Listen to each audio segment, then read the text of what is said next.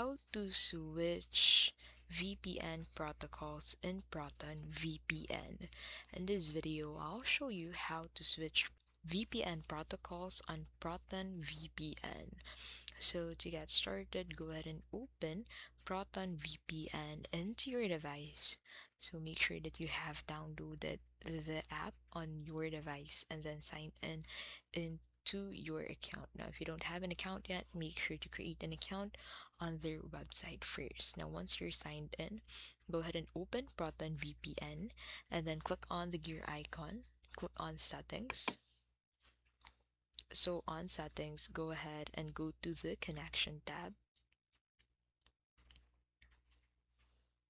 And then on the connection tab, under VPN protocol, click on protocol, and then choose between WireGuard, OpenVPN UDP, OpenVPN TCP, and Stealth.